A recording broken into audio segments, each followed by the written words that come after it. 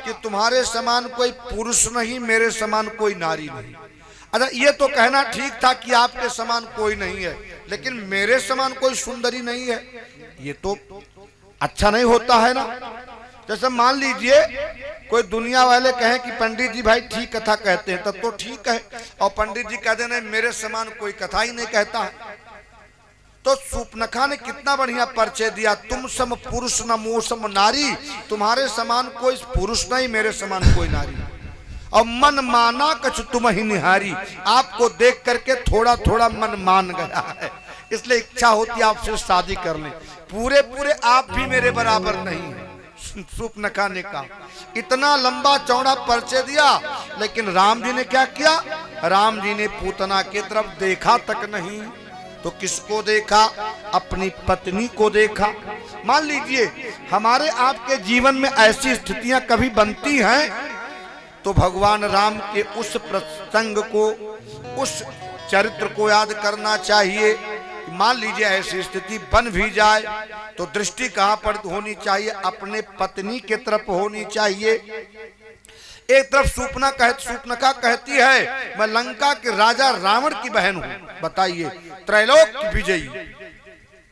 दूसरा कोई होता तो भाई विवाह कर ले, लंकापति मेरा साला हो जाएगा, देवताओं का कोषाध्यक्ष कुबेर मेरा भाई है, विभीषण मेरा भाई है, खरदूषण मेरा भाई है, यानी संसार की जितनी ताकत है मेरे भाइयों के पास है। और थी तो ऐसा यदि रिश्ता किसी को मिल जाए और वो फिर इतना दावा कर रहे तुम सम पुरुष न मोसम नारी, इतना लंबा चौड़ा परिचय दिया, लेकिन राम जी ने जरा तक देखा तक नहीं उस सुंदरी को। देखा किसको, तो कहा सीता चितई कही प्रभु बाता, सीता चितई कही प्रभु बाता,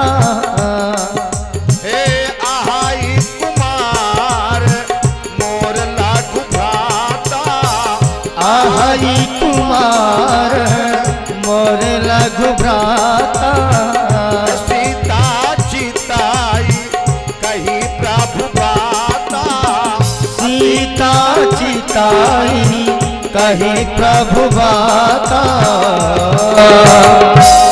राम जी ने किसको देखा, अपनी पत्नी सीता को देखा।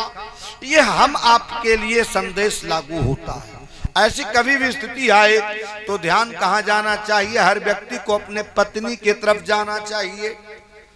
भगवान राम जी ने देखा नहीं, वही राम जी कन्हैया सोच रहे हैं रामावतार में तो मेरी शक्ति मेरे बगल में थी, तो मैंने अपने शक्ति सीता को देखा, लेकिन यहाँ पर तो आसपास कोई नहीं है, और दृष्टि का जो पात्र हो उस पर दृष्टि डालनी चाहिए। ये सोच करके कन्हैया ने अपनी आंखों को बंद कर लिया।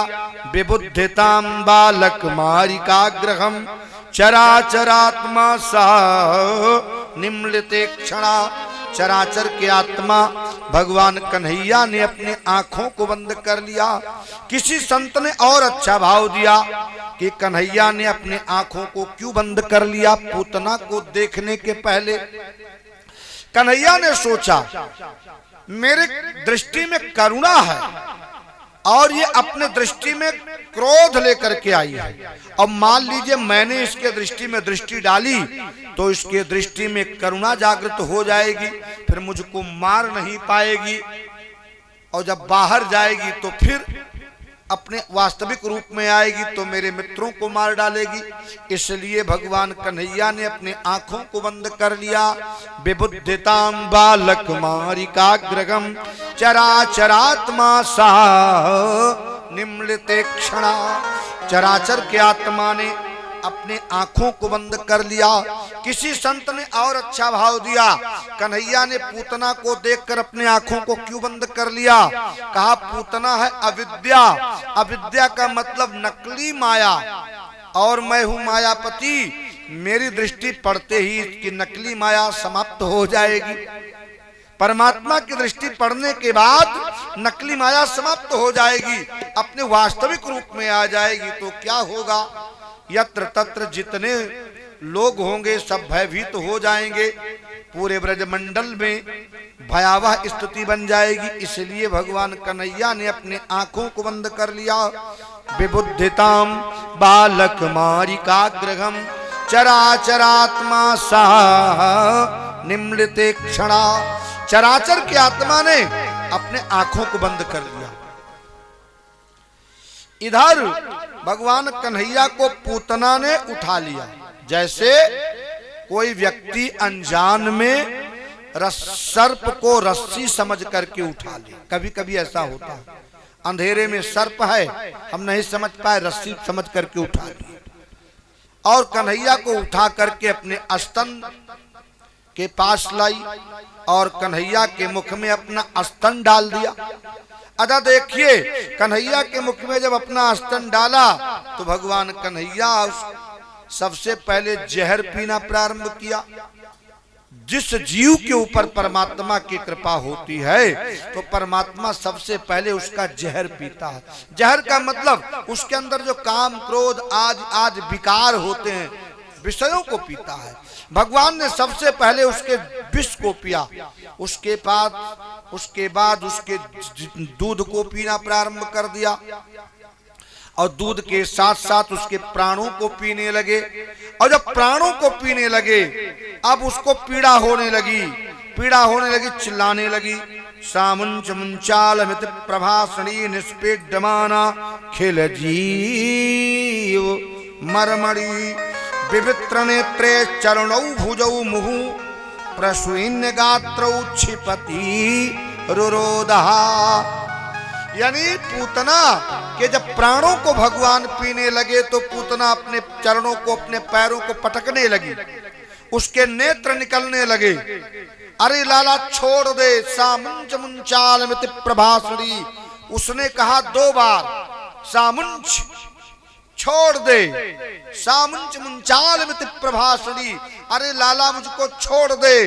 कन्हैया ने कहा मौसी अब ना करने से काम नहीं बनेगा, मैं जल्दी किसी को पकड़ता नहीं हूँ, और पकड़ता हूँ तो ठिकाने लगाने के बाद, जल्दी काल आता नहीं है, और काल जब पकड़ता है तो घसीटता चला जाता है, इसलिए अब मैं छोड़ूंगा नहीं। पूतना अपने वास्तविक रूप में आ गई और कन्हैया को लेकर के उड़ गई। कन्हैया ने उसके गले में हाथ डाल करके लटक गए। कुछ संतों ने भाव व्यक्त किया, ये तो वैसे ही मुक्त हो गई, क्यों? विचार कीजिए।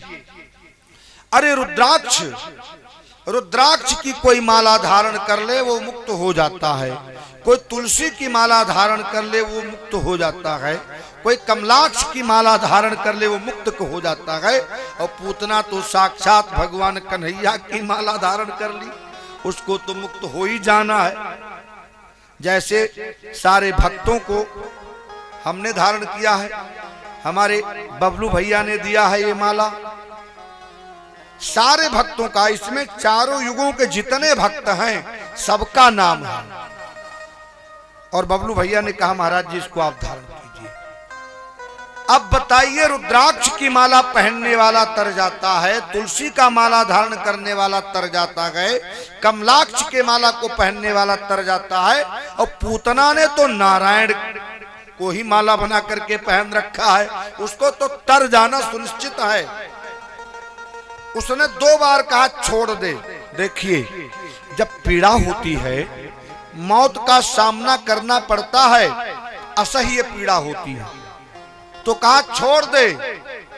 और जब एकदम मृत्यु का सामना करना पड़ा तो पूतना ने सोचा कि इसी प्रकार अनंत जन्मों तक मरना पड़ता है, अनंत बार मरना पड़ता है, तो अरे अल्लाह सदा सदा के लिए संसार के बंधन से मुझे छोड़ दे, मुक्त कर दे, शाश्वत शांति को प्राप्त करा दे। सामुंच मुंचाल मिति प्रभासणी निष्पीड्यमाना खिल जीव मरमणि विवृत्त नेत्रे चरणौ भुजौ मुहु प्रसून्य गात्रौ क्षिपति रुरोदहा। चिल्ला चिल्ला कर रोने लगी। कन्हैया ने क्या किया, उसके प्राणों का पान कर लिया, उसकी मृत्यु हो गई। यहां स्वामी सुखदेव जी कहते हैं, राजन जब पूतना गिरी है तो 6 कोस के अंतर्गत जितने पेड़ पौधे थे सब टूट करके चकनाचूर हो गए। कितना बड़ा शरीर रहा होगा। पतमानु तद्देह त्रिगभ्यूत अंतरद्रुमान चूर्णयामास राजेंद्र महदासीत अद्भुतम। अरे राजन 18 किलोमीटर 6 कोस के अंदर जितने पेड़ पौधे सब टूट करके चकनाचूर हो गए पूतना के गिरने से। इधर नंद बाबा माला खींचते हुए आ रहे हैं, भगवान मेरे लाला की रक्षा करियो। वसुदेव ने कहा है तेरे गोकुल में विपत्ति आने वाली है तो विपत्ति निश्चित आएगी, क्योंकि मेरा मित्र कभी झूठ नहीं बोलता है, पक्का ज्योतिषी है। और इधर नंद बाबा आकर देखते हैं तो हजारों ग्वाल बाल खड़े हैं, मैया यशोदा भी खड़ी है, पूतना को घेर रखा है। अच्छा, मैया यशोदा जब कन्हैया को लेने के लिए दौड़ी कि मेरे लाला को राक्षसी ले गई ले गई ले गई ले गई, और बाहर जाकर देखा तो क्या देखा, विशाल पहाड़ के तरह पूतना पड़ी है। कन्हैया पूतना के स्तन पर खेल रहे हैं। कन्हैया यशोदा मैया ने जब पूतना को देखा तो डर गई। क्यों? क्योंकि पूतना है अविद्या, अविद्या को देख करके जीव डर जाता है। लेकिन जब कन्हैया को देखा तो डर समाप्त हो गया। किसी ग्वाला ने उतार करके पूतना के स्तन से नीचे लाया कन्हैया को। मैया अपने हृदय से लगा लिया, हे भगवान मेरे लाला की सुरक्षा हो गई। अच्छा, मैया क्या करती है, कन्हैया को ला करके गैया के मूत्र में स्नान कराया, गैया के गोबर में स्नान कराया, गैया के दूध दही यानी पंचगव्य में स्नान कराया। बताइए गौ माता कितनी परम पवित्र है। गौ माता के मूत्र में गंगा का निवास होता है, गौ माता के गोबर में लक्ष्मी का निवास होता है, रोम रोम में देवताओं का निवास होता है। अब आज गौ माता की क्या दशा है, कोई भी फरसा मार देता है, कोई भी भाला मार देता है। कितना बड़ा अपराध है। कन्हैया का जन्म किसके लिए हुआ था? गाय के लिए, गीता के लिए, गोपी के लिए। और आज क्या दशा है, किसी दिन ऐसा समय आएगा कि धरा फट जाएगी, धरती समा जाएगी। यदि शास्त्र सत्य है तो विप्रधेन सुर संत हित लीन मनुज अवतार और निज इच्छा निर्मित तनु माया गुण गोपाल। भगवान का अवतार गायों के लिए हुआ था और आज गायों की ये दशा है। ठीक है, नुकसान हो रहा है तो आप डांट दीजिए, मार दीजिए, व्यवस्था बना दीजिए, लेकिन भाला का प्रहार करना ईश्वर क्षमा नहीं करेगा। बहुत बड़ा अपराध है, ऐसा तो कदापि नहीं करना चाहिए। इसका उत्तरदायित्व कौन है? का हम ही उत्तरदायी। दूध हमने खा लिया, माँ जैसे मान लीजिए स्थिति तो वही बनती है जैसे माँ का दूध पी, कुछ लोग माँ का दूध पीते हैं और जब बड़े हो गए, पत्नी हो गई, परिवार हो गया, तो माँ को उठा करके अनाथालय में डाल दिया। और मैया ने क्या किया, गोमूत्र में, गो दूध में, गो गोबर में स्नान करवाया और गैया के पूंछ को पकड़ करके झाड़ा लगाया। आज भी इन श्लोकों को पढ़ करके और गौ माता के पूंछ को पकड़ करके बच्चों को झाड़ दिया जाए तो टोना टोटका समाप्त हो जाता है। इंद्रियाणी हृषिकेशा प्राणा नारायणो वतु श्वेतदीप पदश्चित्तम मनो योगेश्वरो वतु।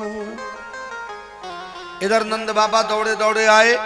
नंद बाबा ने कहा, अरे कन्हैया, अरे ग्वाल वालों, ये क्या हुआ, आप लोग किसको घेर कर खड़े हैं? अरे कहा, बाबा आपको क्या मालूम, अरे ये पूतना लाला को लिए जा रही थी तो ये तो गिरी मर गई। एक ने कहा गिरी मर गई, ये तो पीठ के तरफ गिरी है। एक ने कहा ठोकर लगा होगा, गिर गई। तो कहा पैर में यदि ठोकर लगता तो पेट के तरफ गिरती, तो पेट के तरफ गिरी। तो कहा गिर गई, लेकिन कैसे भी गिर गई, मर गई। एक ने कहा मर तो गई, लेकिन वृंदावन और गोकुल के बीच का रास्ता एकदम ब्लॉक कर गई, जाग कर गई।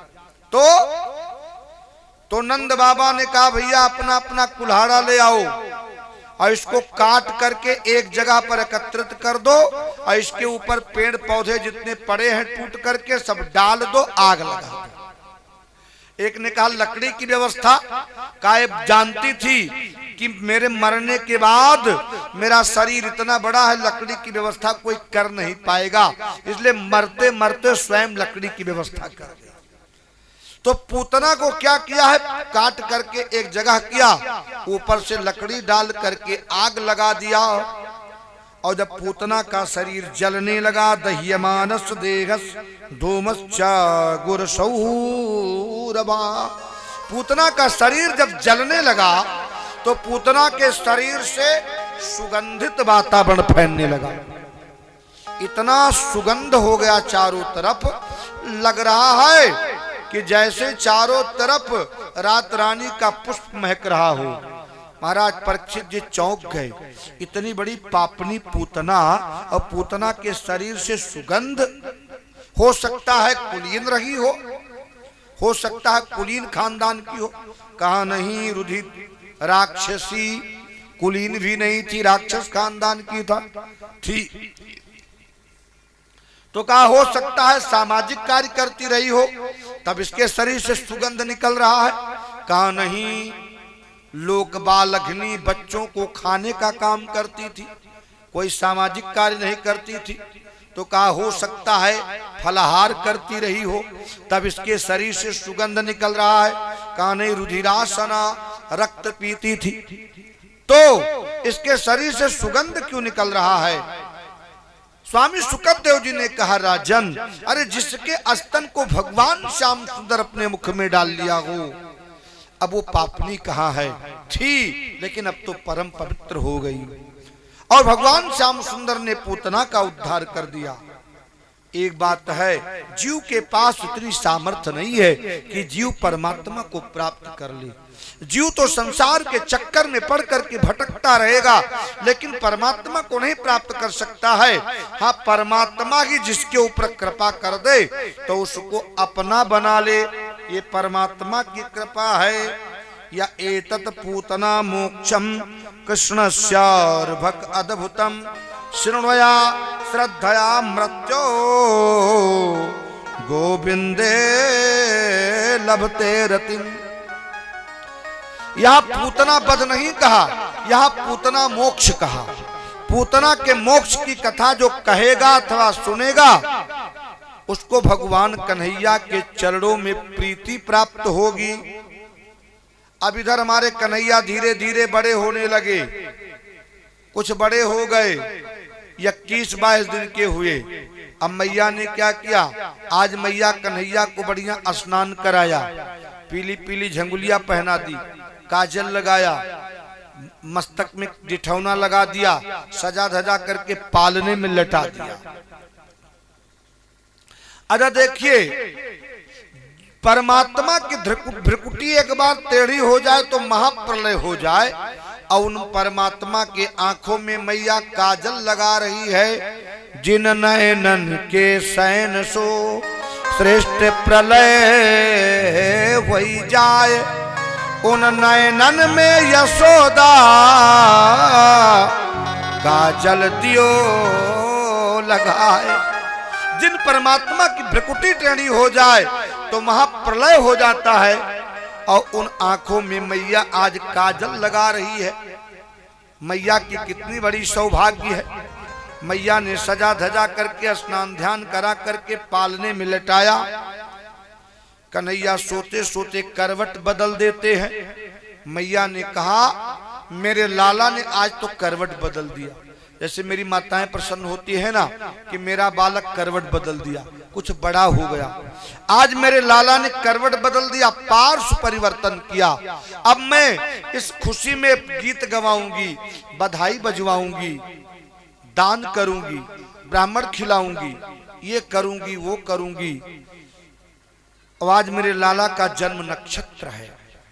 इधर हजारों गोपियों का आगमन हो गया, सब आती हैं, नृत्य करने लगती हैं। नंदस्य पत्नी कृतमज्जनादिकम विप्रैः कृतस्वस्तयनम सुपूजितैः अन्नादवासः सृगभीष्ट धेनुभिः संजात निद्राक्षम शीर्ष्यच्छनैः। भगवान श्याम सुंदर लेटे हुए हैं पालने में, हजारों गोपियां आती हैं, गीत गाने लगी, बधाइयां प्रारंभ हो जाती है। इधर मैया ने सोचा लाला के पालना को ले जा करके बैलगाड़ी में टांग देना चाहिए, बैलगाड़ी के नीचे। क्यों? थोड़ा नाचने में गाने में आनंद आएगा। और कन्हैया के पालना को ले जा करके गेट के सामने बैलगाड़ी थी, छकड़ा, और बैलगाड़ी के ऊपर दूध दही का मटका रखा हुआ था, और मैया ले जा करके उसके नीचे टांग देती है। और यहाँ बधाई प्रारंभ हो जाता है। और जब बधाई प्रारंभ हुआ तो इधर बीच में कन्हैया रोना प्रारंभ कर देते हैं। कन्हैया को भूख लगा। ये तो भगवान की लीला है ना। कन्हैया पहले खूब रोते हैं। अब जब किसी ने सुना नहीं तो कन्हैया को क्रोध आ गया। भाई बच्चे की ताकत क्या है? तो कहा बाला नाम रोदनम बलम, बच्चे की ताकत है रोना। अब पहले कन्हैया ने खूब रोया, और जब किसी ने नहीं सुना तो कन्हैया ने क्या किया? नैवा शृणोद वै रुदितम सुतस्य सा रुदन स्तनार्थी चरणा बुदच्छिपत। भगवान कन्हैया ने खींच करके ऐसा पैर मारा कि बैलगाड़ी आकाश में उड़ गई, और जितने दूध दही के मटके रखे थे सब धमाधम नीचे गिर गए, सब टूट गए। दूध दही का कीचड़ मच गया चारों तरफ। ऊचुर व्यवसितम तीन गोपान गोपीश्च बालका, रुदतानेन पादेन क्षिप्तमेतं न संशयः। अजब बैलगाड़ी गिरी और पहिया अलग हो गया, जुआ अलग हो गया, पटरियां अलग टूट गई, दूध दही का मटका सब टूट टूट करके फूट गया, दूध दही चारों तरफ फैल गया। मैया को जब बैलगाड़ी टूटने की आवाज सुनाई दी तो दौड़ी दौड़ी आई, लाला को उठा लिया। हे भगवान, आज मेरे लाला को आपने बचा लिया। कन्हैया रोने लगे। कन्हैया की लीला बड़ी विचित्र है। अरे देखिए, इस प्रसंग से हम आपको एक शिक्षा मिलती है। का बैलगाड़ी क्या है? छकड़ा मान बैलगाड़ी। देखिए, मैया ने कन्हैया के पालने को बैलगाड़ी के नीचे लेटा रखा था, और कन्हैया ने पैर मार दिया, बैलगाड़ी टूट गई, दूध दही बिखर गया। तो कहा वो बैलगाड़ी क्या है? कहा हमारा आपका शरीर ही छकड़ा है, बैलगाड़ी है, और हृदय जो है ये पालना है। हृदय के पालने में आत्मा कन्हैया है। कन्हैया झूल रहे हैं, कन्हैया बताना चाहते हैं। अच्छा, हमारा आपका ध्यान कहाँ रहता है? आत्मा पर नहीं। हमारा आपका ध्यान कहाँ रहता है? हृदय पर नहीं। तो हमारा आपका ध्यान रहता है शरीर पर, इंद्रियों पर, आंख पर, नाक पर, शरीर के त्वचा पर, कान पर, आंख पर। ऐसे बैलगाड़ी के ऊपर दूध दही का जो मटका रखा हुआ, सबका ध्यान, सबकी दृष्टि दूध दही पर है, लेकिन बैलगाड़ी के नीचे जो पालना है, पालने पर ध्यान नहीं है। और पालने में कन्हैया झूल रहे हैं, कन्हैया पर किसी का ध्यान नहीं है। वैसे आत्मा कन्हैया है और हृदय पालना है, शरीर बैलगाड़ी है, लेकिन हमारा आपका ध्यान शरीर के ऊपरी भाग पर है, आत्मा पर नहीं है। कन्हैया बताना चाहते हैं, शरीर के रहते रहते तुम मुझको पहचान लो, अन्यथा एक दिन ऐसा पैर मारूंगा कि तुम्हारे शरीर की बैलगाड़ी टूटकर खंड खंड हो जाएगी। हम आपको एक संदेश दिया। एकदा आरोहमारूढ़ं लालयन्तीं सुतं सती गरिमाणं शिशोरवोढुं न सेहे गिरकूटवत। मैया अपने लाला को बार बार सजा रही है, धजा रही है, कहीं रंग लगा रही है, तो कहीं नूपुर बांध रही है, तो कहीं पैर में पहुंची लगा बांध रही है, तो कहीं मस्तक में चंदन लगा रही है, तो आंख में कहीं काजल लगा रही है। अच्छा, कन्हैया के आंख कैसे हैं? बहुत सुंदर है। और कन्हैया की आंखों को देख करके सबको भी नजर लग सकती है। कितना प्यारा भजन आप लोग सुने। ओ कजरा रे तोर नैना,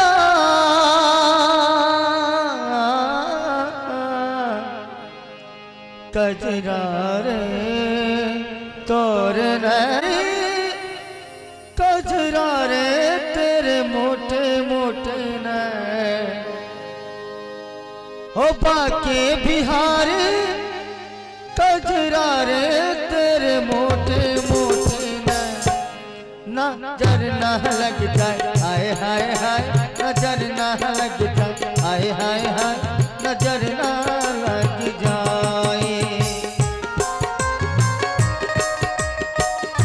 बाके बिहारी कजरा रे तेरे मोटे मोटे नैन, नजर न लग जाए हाय हाय हाय, नजर न लग जाए हाय हाय हाय, नजर न लग जाए। जय हो।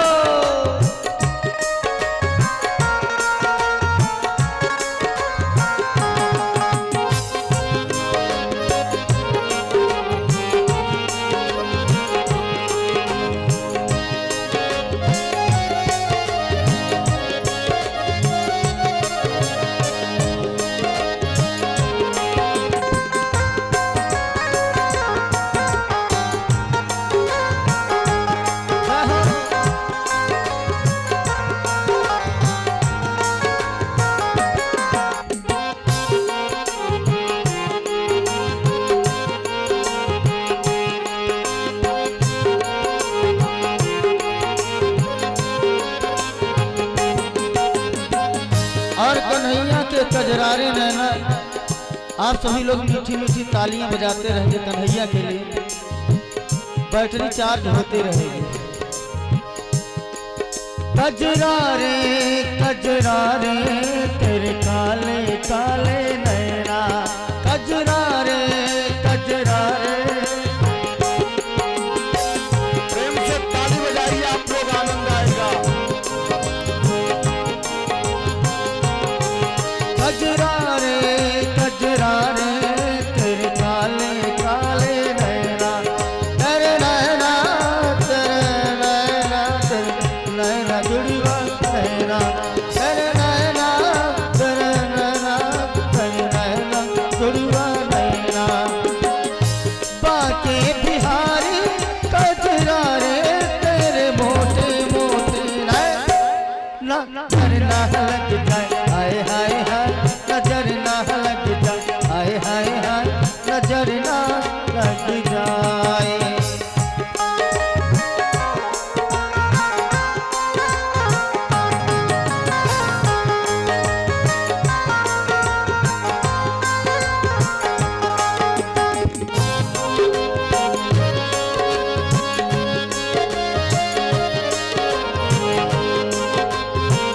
हरि बोल।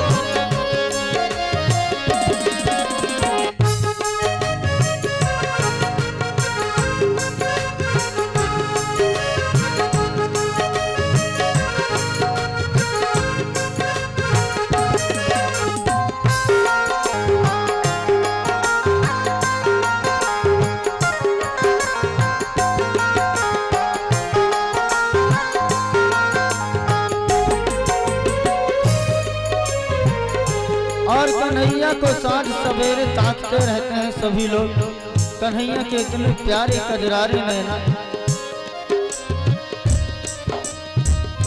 ताकते रहते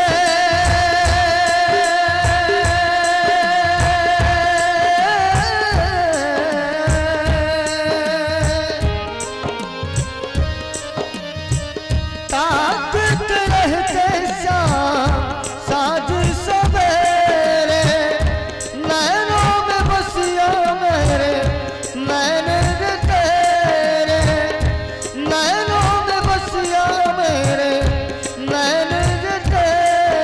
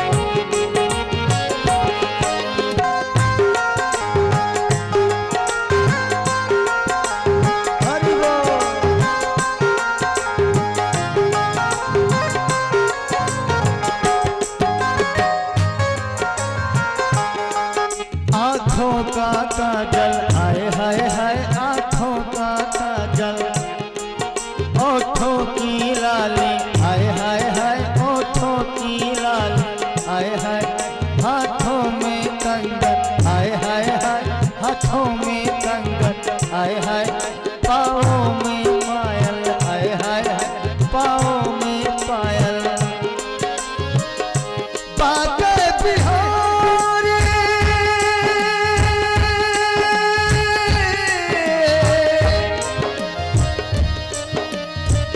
तोरे कजरा रे, तोरे कजरा रे, तोरे तोरे मोटे रे।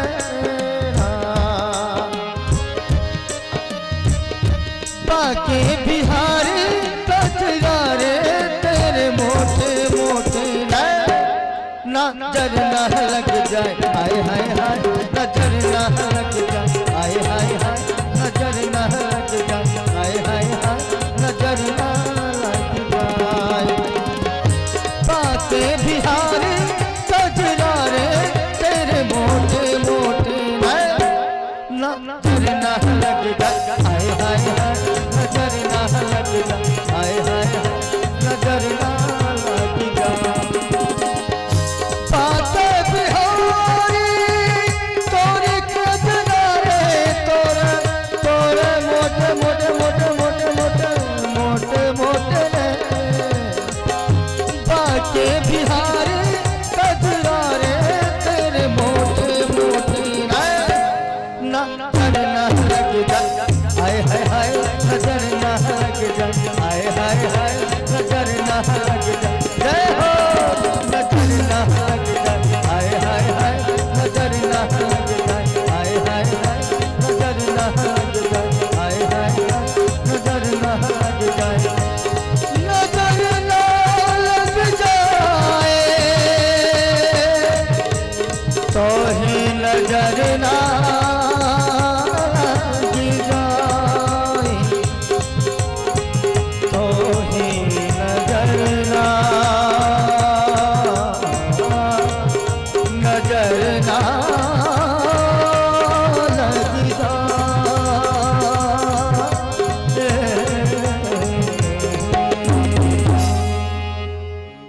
भक्त वत्सल भगवान।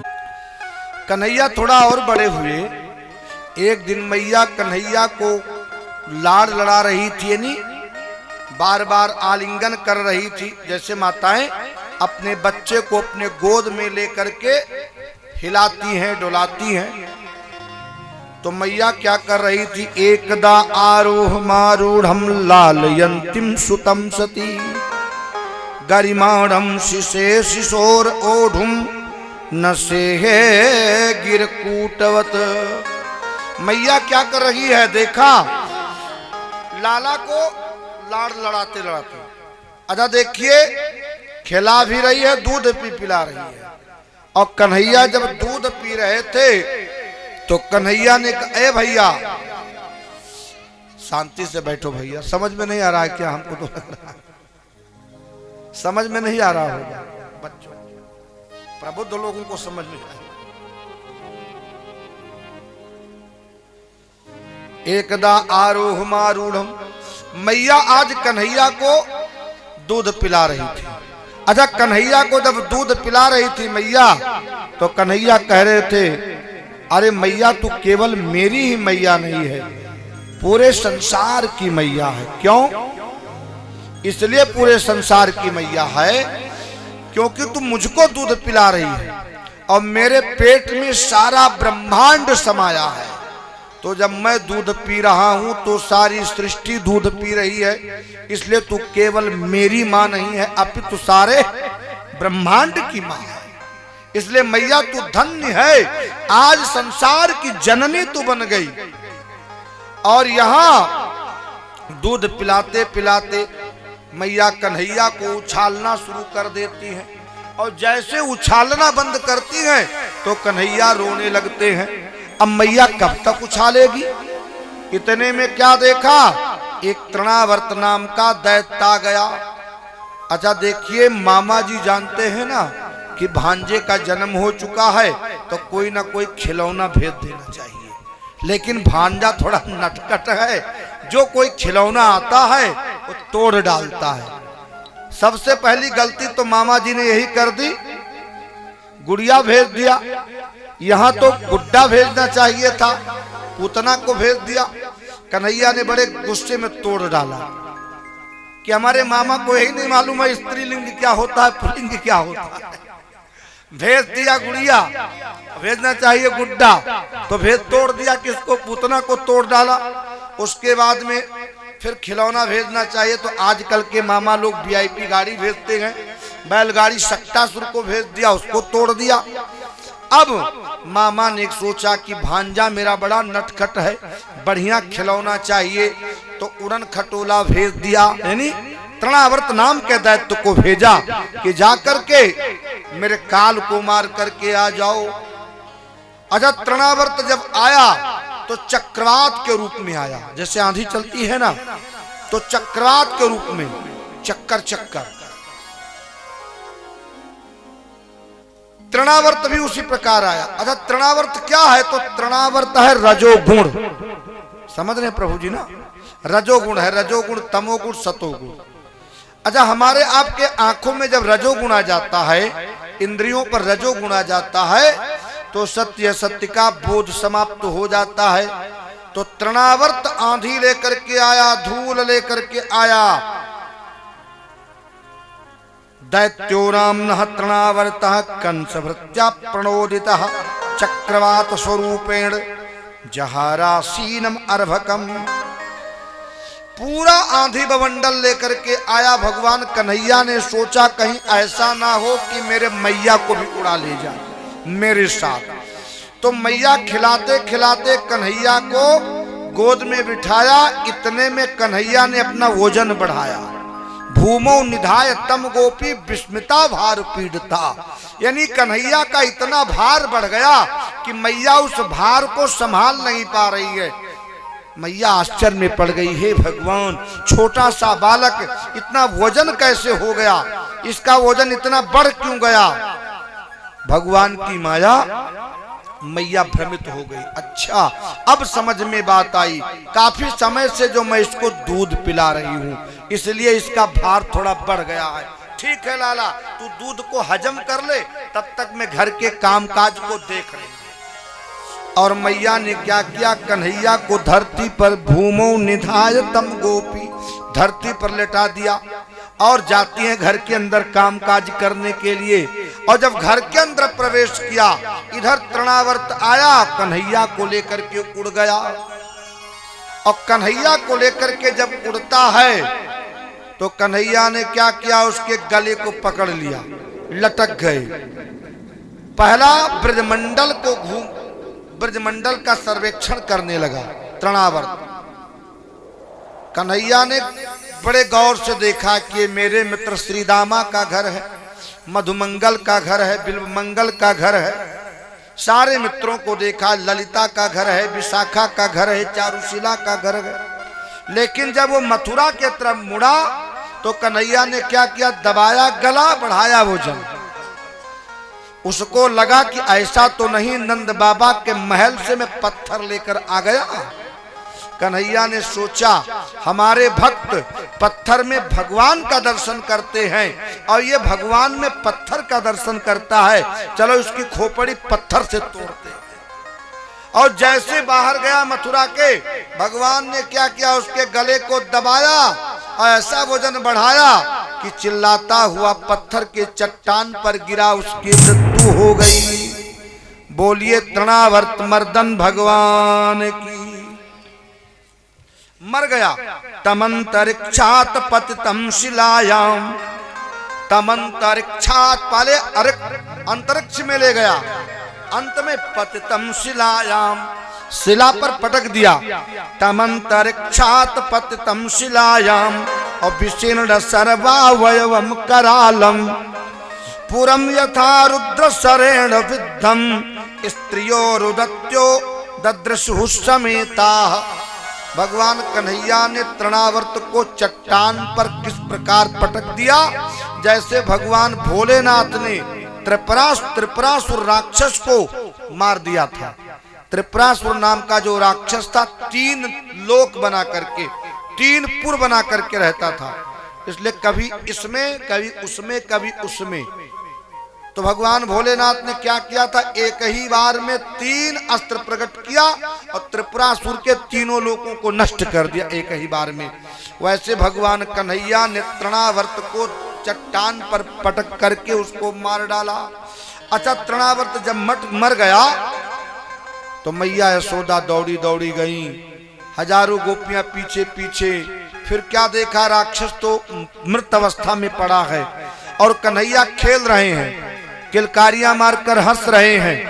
मैया दौड़ी दौड़ी गई, अपने गोद से लगा लिया, है भगवान किसी ने सत्य कहा है कि कोई किसी को सुख और दुख नहीं देता है, हर व्यक्ति अपने किए हुए कर्मों के अनुसार दुख और सुख प्राप्त करता है। ये दैत्य लोग मारने के लिए आते गए लेकिन स्वयं मर जाते हैं।